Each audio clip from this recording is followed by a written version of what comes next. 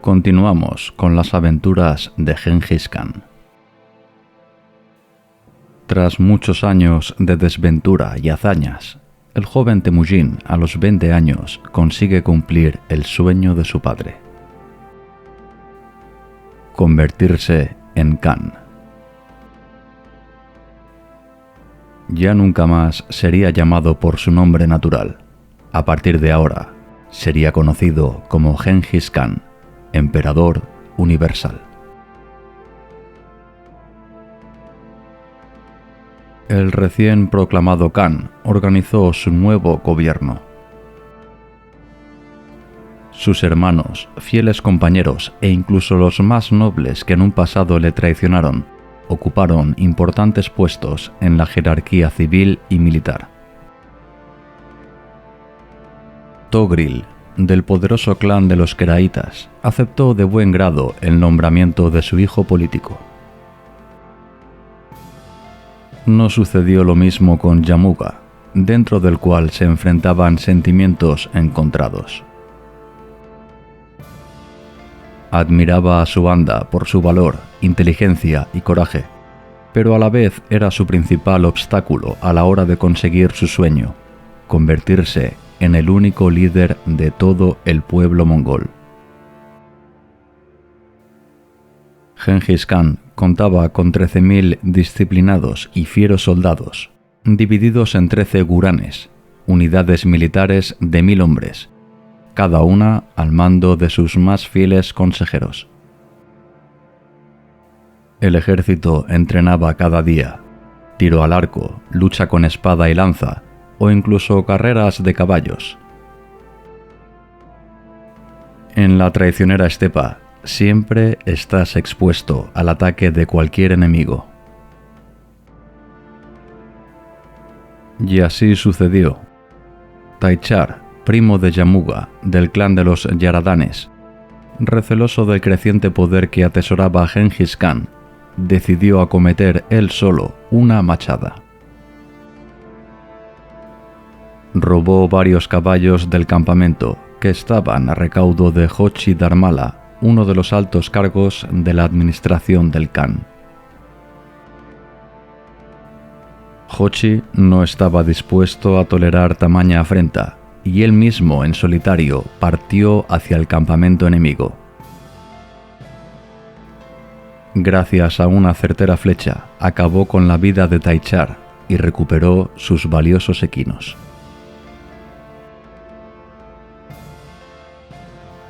Los ánimos se removieron en toda la estepa. Gengis Khan y Yamuga no podían dejar pasar por alto sendas afrentas. Yamuga organizó una campaña uniendo a su causa al clan de los Yaradanes, además de los Tallichigudes liderados por Targutai, aquel que capturó y humilló a Temujin varios años atrás. 30.000 hombres marcharon dispuestos a acabar con el campamento y la vida de Gengis Khan, que tan solo contaba con 13.000 feroces soldados.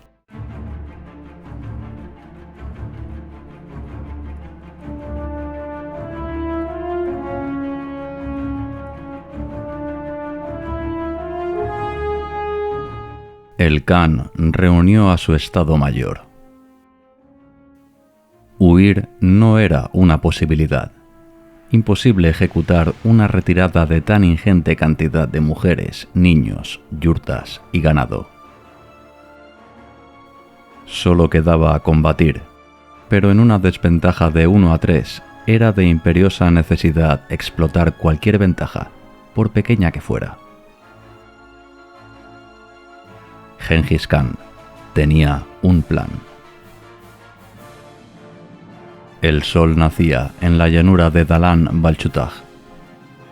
Ambos ejércitos mongoles están dispuestos para la batalla. Targutai ha conseguido ocupar unas colinas donde tiene el privilegio de una visión panorámica. Gengis Khan ha planificado durante toda la noche el desarrollo de la contienda. Belgutey, al frente del ala izquierda, debe contener con todos sus esfuerzos el flanco derecho de Yamuga. Bogorchu hará lo propio con el centro de combate. El Khan liderará el ala derecha. La estrategia es resistir hasta que toda la población civil pueda ser evacuada al valle del río Onon a través del estrecho de Yerene, un paso donde apenas caben 10 jinetes en ancho. Yamuga y Targutai sonreían. Poseen un ejército 3 veces superior. Los caudillos dieron la convenida señal. Miles de jinetes marcharon prestos a destrozar las líneas de Gengis Khan. El atronador choque se produjo en el centro de batalla, donde miles de saetas cruzaron el cielo de la llanura de Talan Barchutaj. Pero ahí estaba Bogorchu, con sus hombres perfectamente alineados, sin apenas fisuras entre ellos. Aguantaron como lobos las fieras acometidas de sus hermanos mongoles. Belgutey hizo lo propio y, una vez sabedor de la evacuación de todos los civiles, ordenó una perfecta gradual retirada hacia el estrecho de Yerene, atrayendo a una mortal trampa a los hombres de Yamuga, que se relamían ante la retirada del ejército enemigo. Khazar y sus excelentes arqueros emergieron desde las montañas. Mientras el grueso del ejército se retiraba, practicaron tiro al blanco con las fuerzas de los rebeldes Yamuga y Targutai. Todos los hombres de Gengis Khan lograron pasar el desfiladero. Imposible seguirlos. Sus soldados aullaban victoria, pero Yamuga y Targutai para nada estaban contentos. Solo 200 bajas y 100 prisioneros en el ejército de Gengis Khan, por 3.000 bajas entre sus propias huestes. Un rotundo fracaso.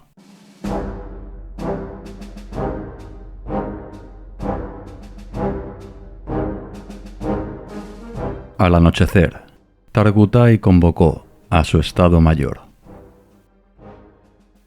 Estaba rabioso con todos.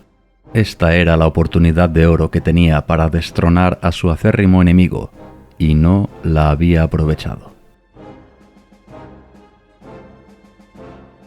En un acto de crueldad inexplicable, el jefe de los Tayichigudes ordenó hervir cuantas calderas hubieran en el campamento. Coció a fuego lento a todos los prisioneros, además de arrastrar la cabeza del noble Negudei Chagagan a caballo. Esto fue demasiado. Los cautivos de guerra, al fin y al cabo, eran también mongoles como ellos, compañeros de antiguas batallas y muchos de ellos familiares lejanos. Yuchuldar, Yurchedei y Munglik, jefes de los clanes Mangudes, Urugudes y Concotades, tuvieron suficiente. Al día siguiente desmontaron sus yurtas y se pasaron al bando de Gengis Khan, aquel noble guerrero que bajo ningún concepto permitiría tamaña vileza. Yamuga también abandonó al despiadado Targutai. La magnífica liga contra el poder del nuevo Khan había fracasado estrepitosamente. Gengis Khan recibió con agrado la incorporación de sus nuevos hombres. Todas las afrentas del pasado quedarían perdonadas con un ikudur, una ceremonia que reconciliaba hombres, aun y haberse batido no hace mucho tiempo en un campo de batalla. El emperador del universo, ahora sí, era el poseedor del más grande ejército de todas las estepas.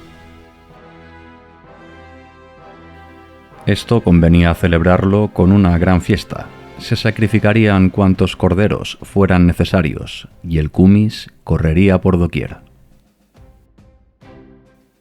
Belgutey fue el encargado de vigilar la guardia del campamento.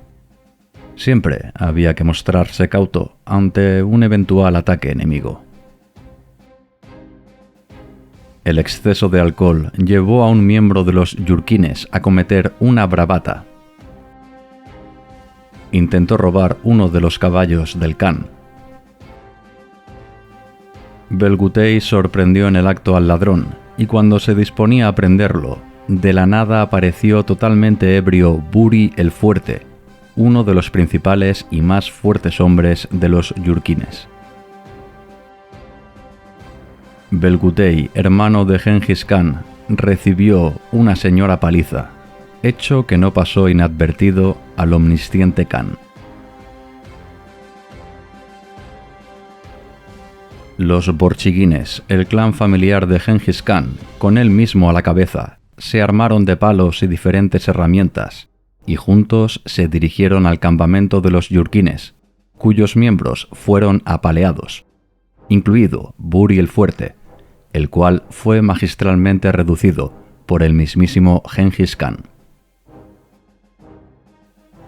Los borchiguines se llevaron a 2 mujeres, y no fue hasta el día siguiente, cuando se disipó el efecto del alcohol en el cuerpo, cuando los yurkines pidieron perdón, pudiendo así recuperar a las secuestradas.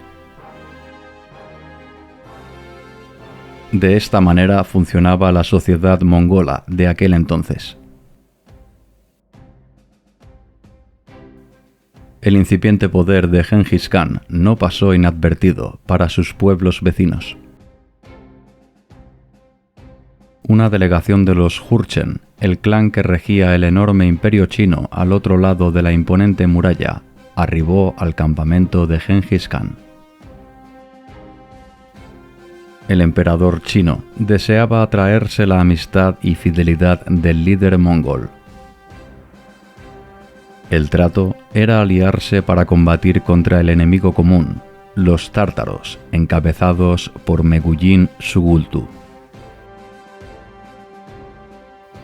Gengis Khan meditó largamente su respuesta.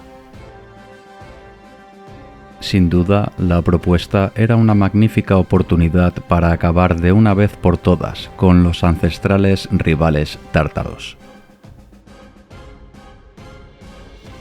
Por otra parte, la alianza con el Imperio chino podría ser una trampa, y si no fuera así, el Khan de todos los mongoles no debía por qué someterse ante ningún otro caudillo, por muy poderoso que fuera. Finalmente, la cabeza se impuso al corazón. Gengis Khan uniría fuerzas con los Jurchen. Además de acabar con los tártaros, esta campaña serviría como piedra de toque para sus guerreros, con un rico y abundante botín a la vista. El caudillo de los mongoles envió una embajada a su fiel aliado Togril, el cual volvió a aceptar gustosamente la oferta de su hijo adoptivo. Todos los clanes acudieron a la guerra que resarciría su humillante derrota contra los tártaros acaecida 20 años atrás. Todos menos los yurkines, todavía resentidos por las reyertas sucedidas durante la gran fiesta. Ambos ejércitos se unieron dirección oeste. 35.000 mongoles en perfecta formación acudían a su cita con el destino. Fue en el valle del Naratu Chitugen. Los tártaros ya estaban siendo acosados por Xiang, el general de los chinos. Los ancestrales rivales de los mongoles se fortificaron en un altozano. Gengis Khan arengó a sus hombres con una promesa de resarcimiento del orgullo de sus antepasados, además de grandes riquezas y fortuna, tras acabar con los tártaros. una horda de feroces jinetes se lanzó al asalto del desvencijado campamento rival. En muy poco tiempo arrasaron con todas las líneas enemigas, poniendo en desbandada al otrora orgulloso y férreo ejército tártaro. Los chinos no daban crédito a lo que vieron. Consideraban a los mongoles como unos salvajes más, ladrones y bandidos que actuaban por su cuenta sin ningún tipo de orden ni disciplina militar. Ni siquiera podrían imaginar que en un futuro no muy lejano su mismo pueblo sufriría en sus propias carnes el poder mongol. El botín fue espléndido, como nunca antes los hombres de Gengis Khan habían visto. El emperador Qin repartió honores a sus ahora aliados. Togril fue investido con el título de Huan Khan, príncipe, y Temujin recibió el nombre de Chao Churi, el pacificador. Esta es la primera mención sobre Temujin que se recoge en los anales históricos del Imperio chino. Gengis Khan, a los 21 años de edad, entra oficialmente en la historia.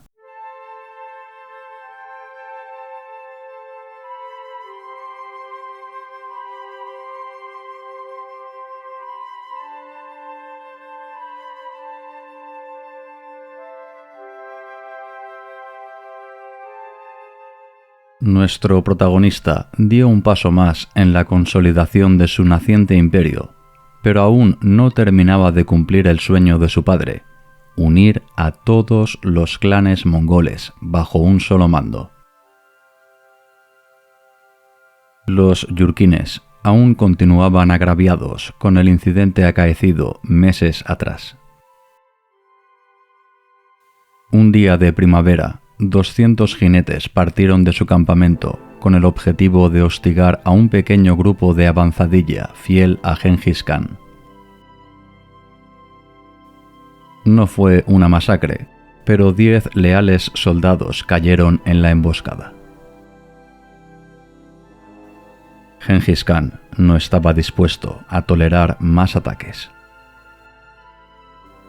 Un magnífico batallón de castigo siguió las huellas de los traicioneros yurkines hasta dar con su campamento.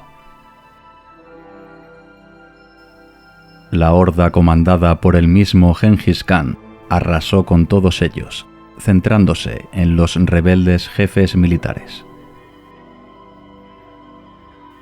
Los prisioneros fueron perdonados y se pasaron al bando del único Khan. Al fin y al cabo, también eran mongoles. Gengis Khan necesitaba a todos los hombres que fueran posibles para lanzarse a la conquista del mundo. Ahora contaba con el apoyo de casi todos los yurkines, todos menos uno, el feroz guerrero Buri el Fuerte, que retó a un combate singular al mismísimo Khan. Temujin aceptó el desafío. Un caudillo no podía huir como un cobarde. Justo cuando los dos guerreros se encontraban prestos a luchar con sus puños, Belgutei, el original agraviado y hermano del Khan, reclamó su derecho a la honra.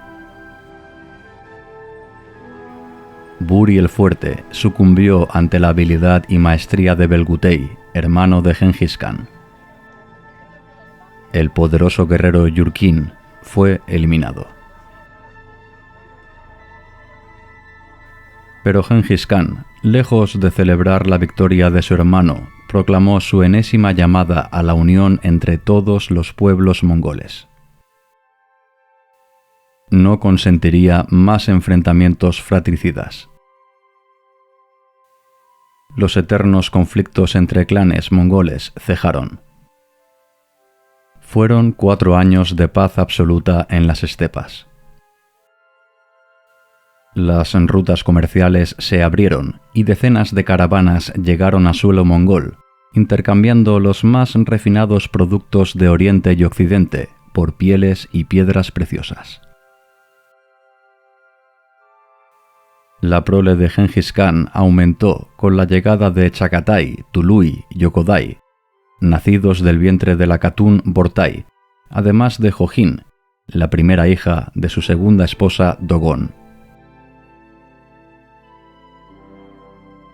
El Khan pactó una serie de enlaces matrimoniales entre su familia y los más altos linajes mongoles. Su propia madre Hoelun se casó con el poderoso y fiel Munglik. Fueron unos felices años para el pueblo mongol. Sin guerras, con abundantes pastos y con suficientes riquezas como para tomar a diferentes esposas. Pero Gengis Khan, ya cercano a la treintena, deseaba más: convertirse en amo y señor de todo el mundo conocido. Realizar el sueño de su padre, emular a aquel antepasado al que las leyendas atribuían haber llegado hasta más allá de los mares de Occidente.